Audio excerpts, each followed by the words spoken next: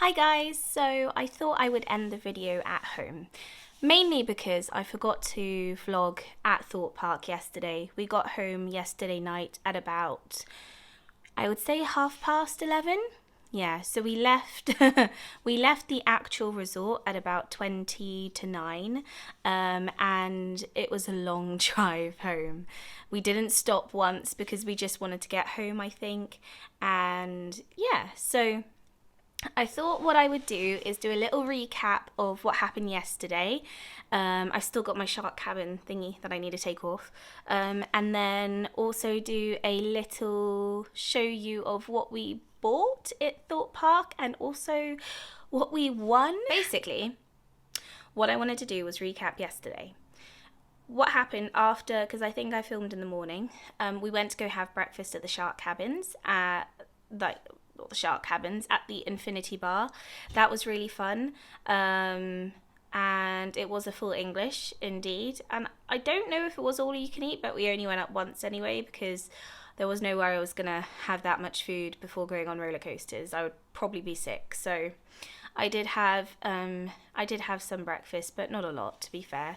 Really liked the apple juice though. Had 3 cartons of that because it was just going. So hey, why not? And then once we'd had breakfast, our table was actually booked for 8:30. So once we'd had breakfast, it took us to 9. And then by that time, Jay was bouncing at the walls like the little puppy that he is, wanting to go around and explore everything. But Thorpe Park only opens at 10. So we had an hour basically. So what we thought we'd do is we'd have a look around the arcade. And that was when Jay won. This the guy. Woo! Jay loves claw machines. I am really bad at them, so I try not to go on them because I find that I then just get addicted at trying to win something that I can't win and I waste all my money. So I'm not very good at them, so I kind of just try not to go on them if I can. But Jay won this guy for my stepdad because he said the previous day that if he wins one, he would give it to my stepdad. So that was really sweet. He won it, and yeah, that's going to be currently sent on his way, to my stepdad. And then I'm sorry, I just chucked him really violently on the floor. Sorry, Gorilla. And then what happened actually the previous day was Jay went on the Rick and Morty claw machine, and that one kept getting stuck, and that was before we went on Darren Brown's ghost train. So we called an attendant over. What happened was the claw kept getting stuck at the back of the machine. Typical, you call the attendant over and it starts working, but then it did actually get stuck in front of him. So he opened it up, sorted it out, and fixed it, gave us our money back because we obviously paid money to play a faulty game. And then it was working fine. So put the money back in, he went on his way, and it got stuck again. So I had to wait by the claw machine because Jay is very passionate about getting his money's worth, which understandably you would be, especially on a claw machine, when 9 times out of 10, it's really frustrating when they pick up the toy and then just drop it anyway. So he went off to go and find someone again to, make it work so we could play it properly, which luck has it, the manager of the claw machines happened to be about, that Jay got to, come over. He even had a Rick and Morty Pickled Rick plush toy strapped to his bag, which I was very jealous. He was really kind, lovely, looked at the claw machine, realised what the fault was, realised it wasn't going to get fixed anytime soon. Gave Jay some free tries because by this point we had spent some, I think it was about £5 for it to just keep messing up. And then he let Jay try and pick up the toy a few times for free. And then once Jay had picked up the toy and it dropped, he went, I can't remember what he said, but he basically went into the claw machine and was like, which toy would you like? And this is when he actually swapped a toy out and put it in the center that wasn't there previous. And that's when we managed to get Rick. I'm so happy that we got this guy. I cannot tell you. Very, very excited. So yeah, we basically managed to get this guy. Fast forward to Sunday, we'd won the gorilla. Yep. And basically what happened was we saw another Rick and Morty claw machine during our day. Had the same thing happen. We went to go play on it, and for some reason it kept catching, and apparently it kept catching on a bolt, which meant that every time you put your coin in, it would just catch on this bolt and stuck in, and if you press the right arrow, it would only go so far and then it would get stuck, even if you were aiming for the far right. Waited 15 minutes to go find someone. While Jay went to go find someone, he came over. Again, by this point we'd put about £5 to £10, I can't remember, in the claw machine, for it to just keep not working. And I think we just got very lucky this weekend, because the guy, I saw him take out the controls and he kept giving Jay free goes, which was amazing, because by this point we'd already spent money, and I saw him put in some control, and I was like, I bet he's rigging it so that the claw picks up. So Jay goes for one of the plushies and it angles itself so he doesn't quite get it, but there's definitely a grip, and I'm like, So he goes, no, do it again, try again. So Jay tries it again, and yep, this time the claw picks it up, grips it firmly and drops it in the bucket, and we got bird person. So I'm very happy because we got these two, and I was like, oh, they're basically best friends anyway. So, so that was very exciting. So all in total, we got these three. Yay. That was, kind of the highlight of the weekend, bar everything else. So we got these guys. I think in a previous clip, there was probably you saw the... you saw us going into the merch shop first thing, and that is where I did manage to get the Saw backpack, which actually wasn't expensive. Actually wasn't as expensive as I thought it was going to be. It was only £15. Very excited about that. I couldn't really find a lanyard that I wanted. I did want to get a lanyard for my phone, because I actually normally have my phone on one of these, and I wanted to get a Thorpe Park one, but I couldn't find one that I liked. They all kind of unclip at the base of your neck, and because I know my phone goes on there, I was a bit worried to buy one and then it snapped. So hopefully next time we go, maybe there's one that I like, and maybe there's one that the design I like. I don't know yet. Don't know. But we did manage to get the backpack, which was very exciting. You probably also saw in the clip, we did also get the Saw hoodie merch, which was exciting too. We both got one of those. And then last but not least, we did also buy I'll tell you in a minute. The Swarm, my favourite ride now. Surpass Saw. Saw the ride is my favourite ride at Thorpe Park, I think. But then I went on the Swarm, which I'd never been on before, and yeah. I just have so many favourite rides. That's my problem. My dream is to just travel the world, experiencing all these different theme parks and roller coasters, because I think every time I go on a new one, it surpasses the one that I used to hold as my favourite. It used to be Nemesis Inferno. Yeah. And I also loved the old X-Way No Way Out, but that's now changed to the Walking Dead ride. But yeah, so we got this. This is actually Jay's. He chose this because I chose the backpack. And this is just a little drinking carton, although I probably will be stealing it. Yeah, so this is the Swarm tumbler for just drinks or whatever, encourage you to stay hydrated. And I think this was £8. So yeah, not too bad considering I thought it was going to be a lot more. But yeah, because we stayed at the Shark Cabins, we got 10% discount. So that was yesterday. We managed to go on the smaller rides. I think we went on, in the morning, we went to the shop, and then we went to Rush, which Jay was doubtful of, may I just add, but when he got onto that ride, he really enjoyed it, because I said to him, you're only strapped by the hip, it might just look like two giant swings, but when you reach that peak point and you feel like you're going to fall out that ride, you got to hold on. And I hadn't been on that ride in about 3 years, so even I was like clinging onto my seat. hoping that I wasn't going to fall out, even though, of course, it's completely safe. So we went on Rush. We went on, is it Vortex? I don't know. Oh, I can't remember which one. I don't think it is Vortex. I can't remember which one it was that we went. I can't remember, sorry, the name of it. It's the one that looks like a big Ferris wheel and you're in little rockets. You go like, whee, round in a circle. So yeah, we went on that one, which was fun. Jay hadn't been on that one either. And then I think we walked over after having... Yes. We went to go see if Saw was... if we could go on Saw again, because I did actually want to try and go on the ride. I did want to try go on the ride again before we left.